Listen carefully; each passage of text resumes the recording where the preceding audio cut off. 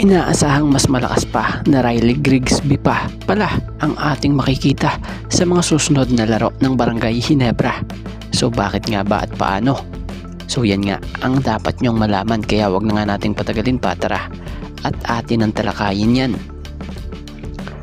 So matatanda ang batay nga sa mga unang lumabas na update na binigyan ni Coach Tim Cone si temporary import Riley Grigsby ng humigit kumulang 4 na linggo upang patunayan ang kanyang sarili.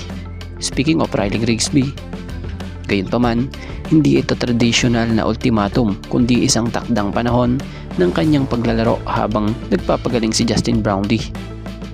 So dito mo makikita ang kalagayan ni Riley Grigsby sa Ginebra.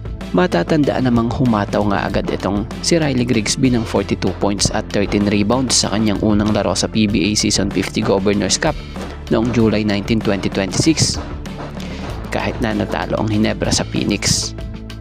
So malinaw na kung ayaw mapalitan ni Riley Grigsby, dapat mas pagbutihin pa nga niya talaga at huwag bumaba ang laro niya para hindi siya mapalitan sa Ginebra.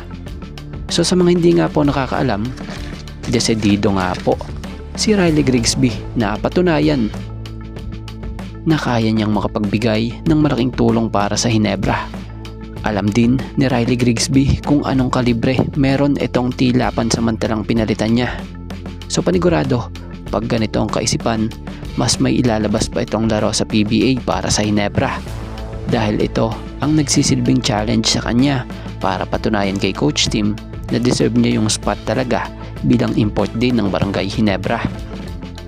So alam nyo ba, kagandahan din kay Riley Grigsby, gusto niya umano ipakita yung sarili niyang estilo. Nasambit nga nito batay sa nakalap nating impormasyon na hindi niya susubukan na maging kopya nitong si Brownlee, kundi maglaro siya na ayon sa sarili niyang kakayanan at enerhiya.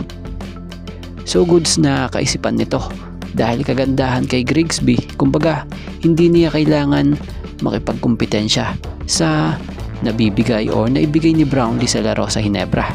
Kumbaga ang kanya yung maipakita niya na kaya niyang tulungan ng team at kung ano yung kaya niyang lahat-lahat na ibubuhos niya ibibigay niya para sa team.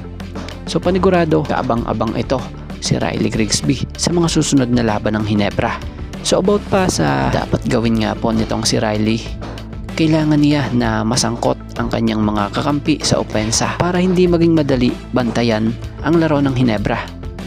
So kung mapapansin nyo, yung naging 0 assist nga po ni Riley Grigsby nung nakaraang debut niya, maiintindihan naman yun dahil sa pumapasa naman siya, kaya lang hindi maikonekta ng teammates niya yung mga pasa niya sa opensa. Bukod pa doon, bago pa siya dito sa team ng Ginebra, so di niya pa nga po alam yung laro ng bawat isa. So counting ensayo pa, for sure magkiklik na rin yan dahil wala namang naging problema sa opensa at sa rebounds etong si Riley. Kita mo naman kung gaano nga ka-aggressive sa pag-atake at asahan sa mga susunod na posibleng maging mistulang pader ito din sa depensa na siyang isa sa hindi alam ng marami na isa ito sa lakas ng laro niya. So para nga sa tuluyang mapatunayan niya na hindi siya dapat palitan, kailangan na niyang maipakita pa ang mga pambihirang mga laro niya gaya ng tulungan manalo ang koponan ng Ginebra at patunayan ang kanyang sarili kay Coach Tim Cone.